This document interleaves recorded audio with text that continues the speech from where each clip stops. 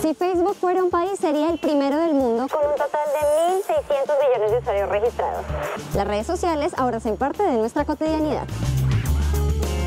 Colombia ocupa el puesto 14 en número de usuarios con aproximadamente 15 millones registrados en esta plataforma, mientras que Bogotá ocupa el 9º lugar con una cifra cercana a los 6.5 millones de usuarios registrados. En el caso de Twitter, se estima que aproximadamente 6 millones de colombianos utilizan esta red social, ahora más como un portal de noticias instantáneas. Es decir, se sabe si hay un evento cultural, un conflicto político o un sismo antes en Twitter que en cualquier medio de comunicación masivo. Cuando algún hashtag se vuelve masivo o hay un intercambio de mensajes entre dos personas influyentes, los medios dan cuenta de ello y cubren lo que pasa en redes sociales. Sin embargo, alrededor del periodismo de redes hace falta una discusión profunda. Temas como la relevancia en las redes sociales y los dilemas éticos los examinaremos desde la perspectiva de quienes en la academia estudian el fenómeno de las redes sociales y su cubrimiento como noticia.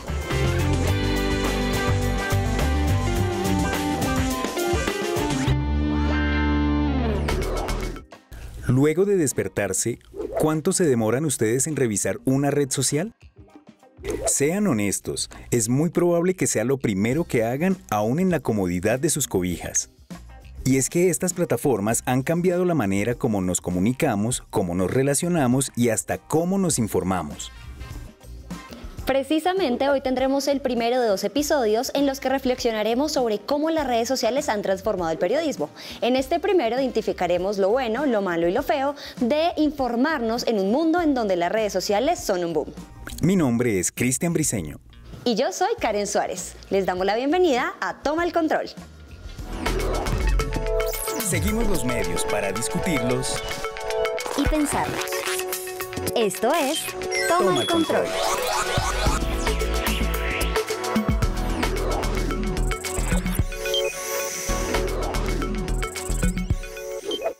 El día de hoy nos acompañan en estudio 2 mujeres que han buscado entender esas transformaciones que se han generado por las redes sociales. Queremos con ellas entender y agudizar un poco qué es lo que significa consumir información hoy. Miremos quiénes tomarán el control el día de hoy.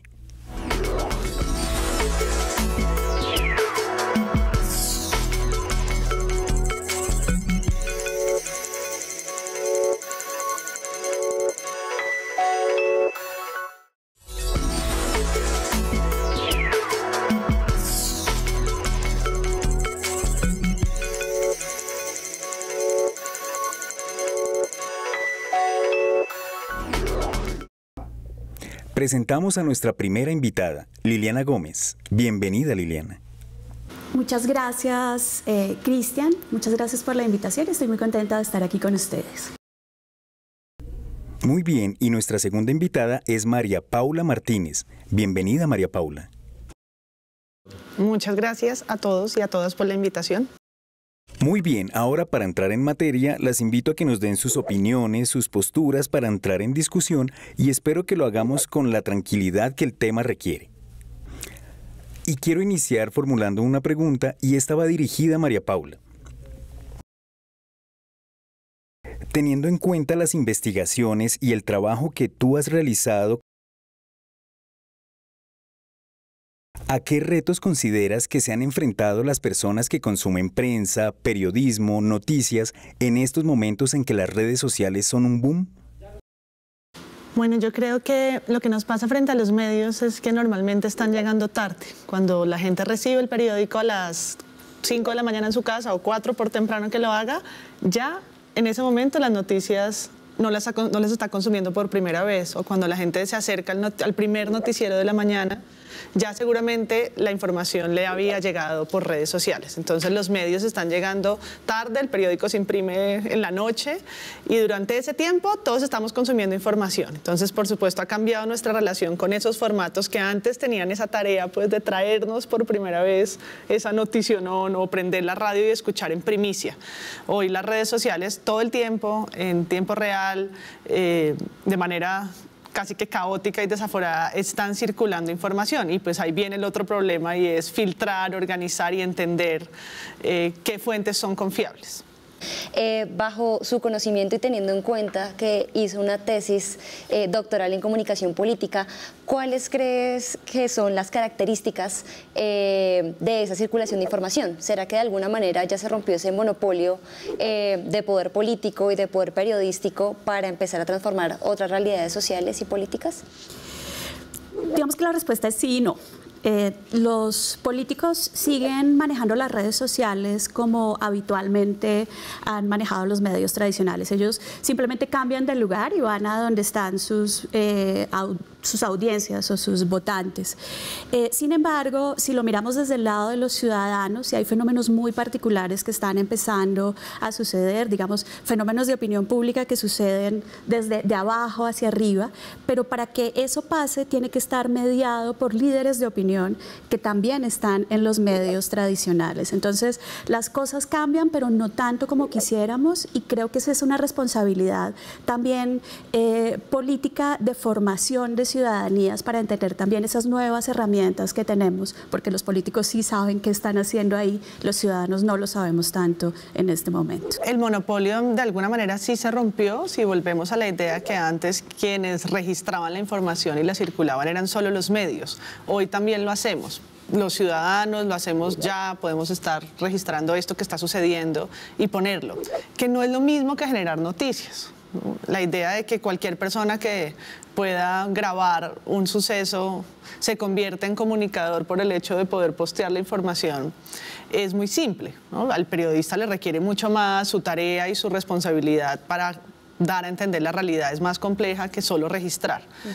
Pero sí creo que pues hay una transformación entre la política que se hace ahora en un lugar tan raro como es Twitter o Facebook, donde está el Papa, el presidente, mi tía y yo en el mismo lugar, pero estamos ahí al menos pudiendo tener una conversación en el mismo espacio.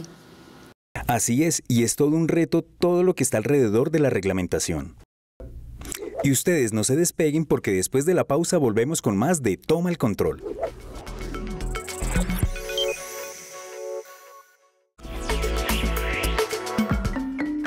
En una encuesta hecha a líderes en medios de 32 países, a la hora de calificar los esfuerzos de algunas plataformas por luchar contra las noticias falsas, el 41% aprueba lo hecho por Twitter, seguido de los algoritmos en las búsquedas en Google.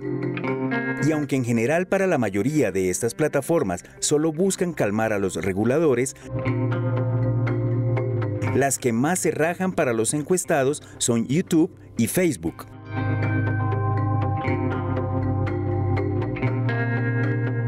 También son más positivos sobre el apoyo al periodismo por parte de Google y de Twitter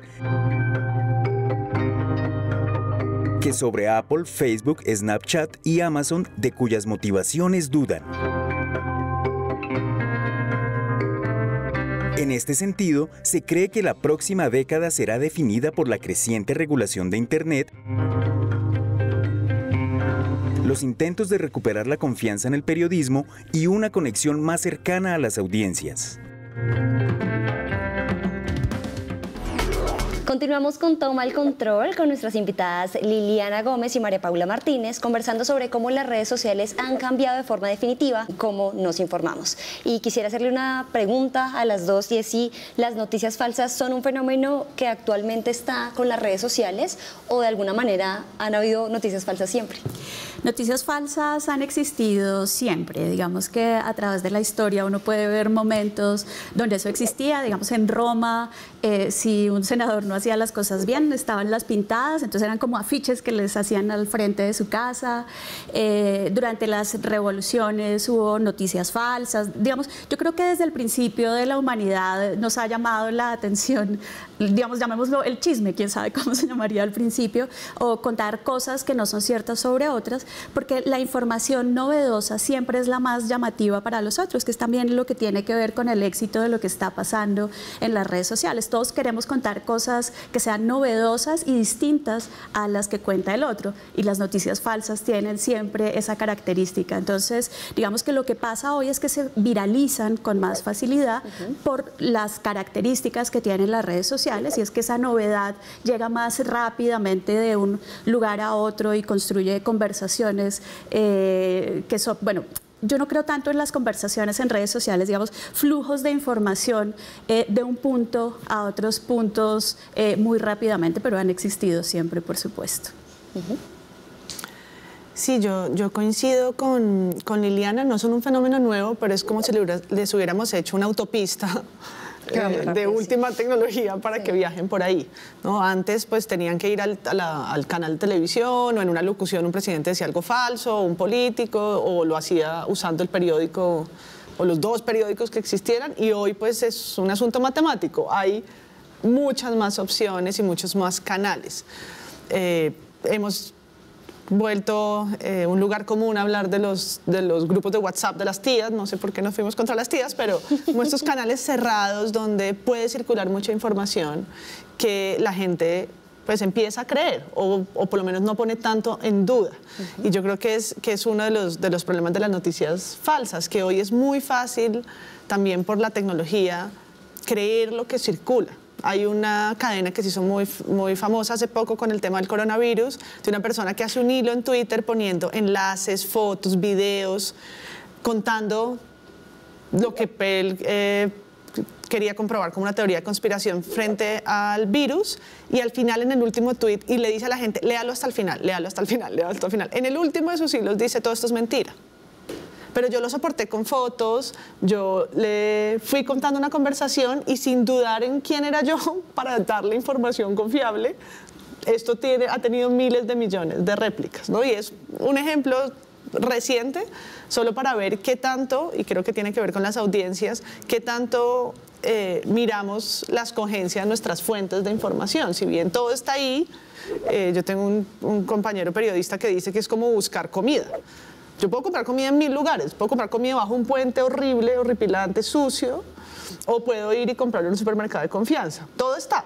Yo puedo decidir dónde compro la medicina o la comida, igual la información. Si la escojo en cualquier red rara, no red, sino usuario, cuenta de dudosa reputación que tiene un huevito en Twitter que no sabemos de dónde salió, es una cuenta nueva, o si elijo unas fuentes, como elijo un supermercado o un lugar confiable de donde tomar un producto que me va a consumir.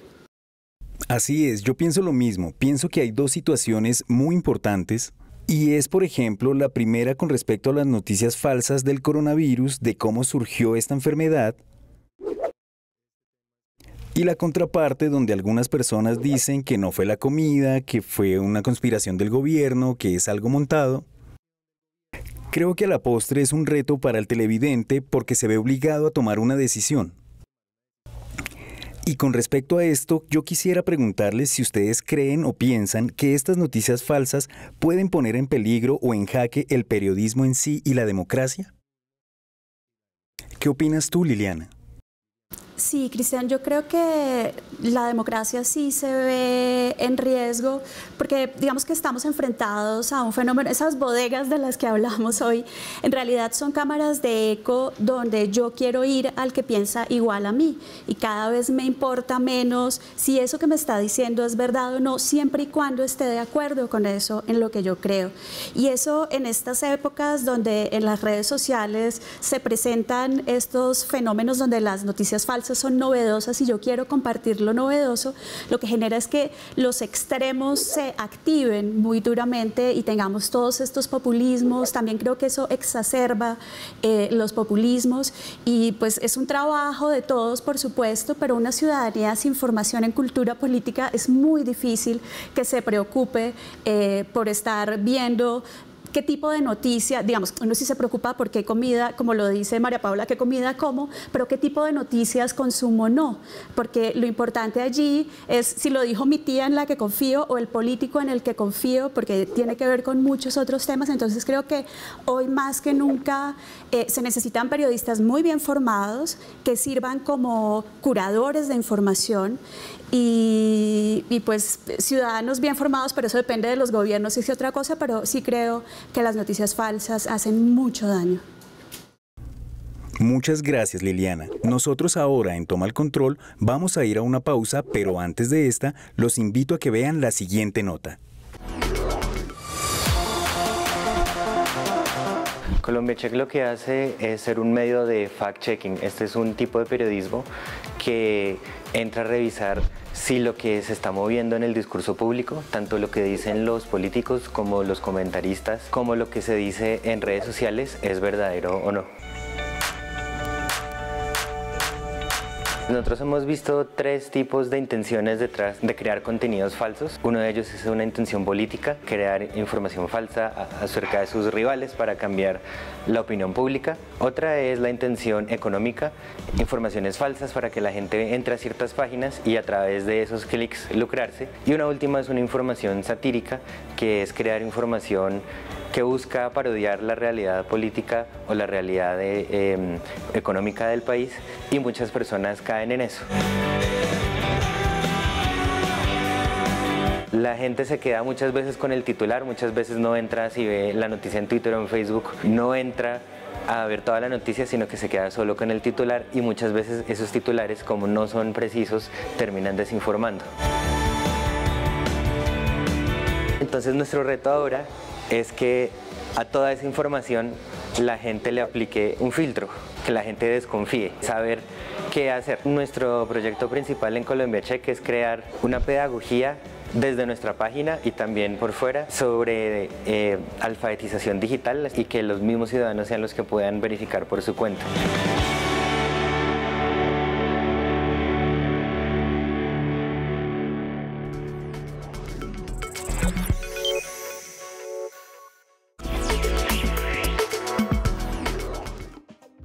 Aquí en Toma el Control, sus inquietudes son lo más importante. Con el objetivo de escucharlos y que Canal 13 esté cada vez más cerca de ustedes, en esta sección leeremos uno de los comentarios, peticiones, quejas o reclamos que nos llegan, buscando siempre darles respuesta. En esta ocasión nos escribió Claudia Constanza Guzmán con la siguiente inquietud.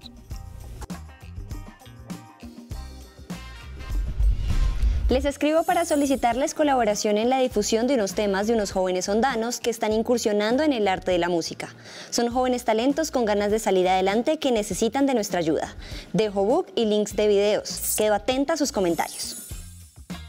Un placer haber recibido la propuesta musical que representas. Efectivamente, el material será puesto a disposición del comité musical del canal. Lo estaremos revisando, lo estaremos disfrutando y te estaremos contando los avances. Saludos desde Canal 13. Ahora queremos invitarlos a todos a participar de la televisión pública. Por favor, escríbanos a defensor@canal13.com.co u opinen a través de nuestras redes sociales con el numeral Toma el Control. Ahora vamos con Enseñando la Seña, la sección en la que Cristian Briceño nos explica palabras clave en lengua de señas colombiana. Ya que estamos hablando de periodismo y redes sociales, vamos con una palabra que está dando mucho de qué hablar.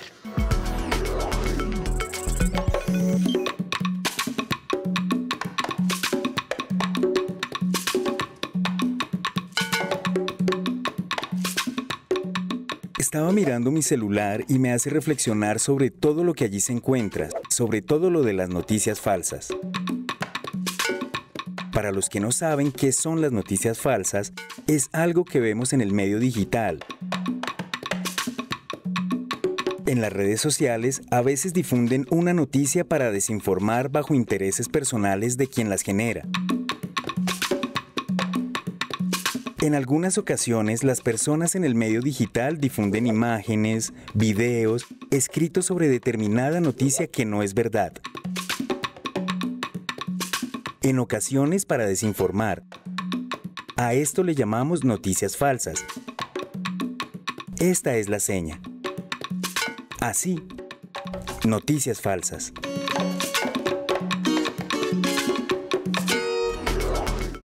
Continuamos de nuevo en Toma el Control y el día de hoy estamos hablando con nuestras invitadas Liliana Gómez y María Paula Martínez, quienes están hablando con nosotros acerca del periodismo en las redes sociales. Quiero seguir con esta discusión y hacerte una pregunta a ti, María Paula. y es si tú crees que debe existir una pedagogía alrededor de las redes sociales y desde dónde consideras que se debe impartir si así fuera. Yo creo que sí. Si el panorama del siglo XX de los medios se modificó, pues asimismo la enseñanza. No podemos seguir educando solamente en televisión, radio, ¿no? En los medios del siglo XX cuando el ecosistema tiene otros actores. Entonces yo creo que sí, yo enseño narrativas digitales y tratamos de que los estudiantes entiendan ese nuevo ecosistema donde está Google, Facebook, cómo rankean la información, cómo estas, que son empresas más de telecomunicaciones, juegan un papel a la hora de organizarnos las búsquedas, cómo los usuarios están en las redes sociales, cuáles son las reglas de Twitter, que las hay, qué contenido está prohibido, cuál no, cuáles son las reglas de Facebook, por qué en las elecciones de Estados Unidos cambiaron las reglas del algoritmo de Facebook, porque terminó el señor Zuckerberg en el Senado contestando preguntas de los senadores sobre su incidencia en la votación. Entonces sí creo que es, así como era importante en el siglo XX entender el contexto de ese momento y la llegada de cierta tecnología, la invención del cine, la televisión, la radio, etcétera, pues hoy estamos con un nuevo invento que por supuesto tiene que llegar al aula y tiene que llegar a los programas de comunicación y de periodismo. ¿Qué opinas tú, Liliana? Sí, yo completamente de acuerdo con María Paula. Creo que tenemos que empezar a entender cómo funcionan estas plataformas digitales, que pueden ser redes sociales o medios de comunicación, digamos, entender cómo son las dinámicas allí. Es un trabajo muy profundo el que tenemos que empezar a hacer a partir de todos estos cambios que estamos viviendo con las plataformas de comunicación digital. ¿Para qué otras revoluciones deberían prepararse tanto las redes sociales como los consumidores? Yo creo que no hay preparación, las revoluciones llegan sin preparación. Nunca hicimos el entrenamiento para recibir Internet. Muchas de estas además son como esos errores militares que terminan llegando al nivel masivo, ¿no? Se lo inventaron para la milicia, como se inventaron tantas cosas para la guerra y luego nos las soltaron para que los ciudadanos no preparados viéramos a ver qué íbamos a hacer con ellas. Entonces creo que no hay preparación. Siento que en este campo de lo que estamos hablando, los medios poco han hecho para ponerse al día de esas transformaciones, ¿no? Es como un campo resistente al cambio, resistente a pensar que su lugar tan importante de sexto poder puede estar compitiendo con otros. Entonces, a pesar que han pasado 30 años, parece que todavía no nos hemos adaptado a Internet, entonces ojalá nos llegue una muy pronto antes de que podamos terminar de resolver cómo somos ciudadanos, cómo hacemos periodismo en una democracia en tiempos de Internet. Liliana. Yo creo que la revolución fundamental es volver al principio, es volver a pensarse la comunicación desde las personas y no desde las tecnologías. Es decir, personas que se comunican entre ellas y que deben volver a mirar al otro que es distinto. Y para eso nos apoyamos en tecnología y para eso nos apoyamos en algoritmo y en datos y en todas las cosas magníficas que nos trae la tecnología. Pero yo creo que hoy lo más revolucionario hoy aquí es volvernos a pensar como personas que nos comunicamos con personas que cada vez son más diferentes y no encerrarnos en esas burbujas de solo me meto con los que son iguales a mí. Creo que la revolución va por ahí y la tecnología, por supuesto, será un gran apoyo o un gran enemigo de esa revolución desde las personas.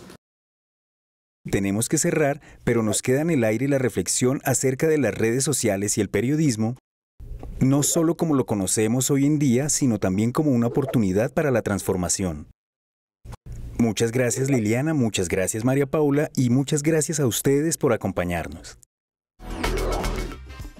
Ya hablamos de los retos de consumir información hoy en día y cómo han vivido estos cambios los periodistas y quienes se encargan de producir los contenidos. En el próximo capítulo, el periodismo digital se toma el control. No olviden escribirnos a defensor@canal13.com.co y continúen opinando a través de nuestras redes sociales sobre este tema con el numeral Toma el Control. ¡Hasta pronto!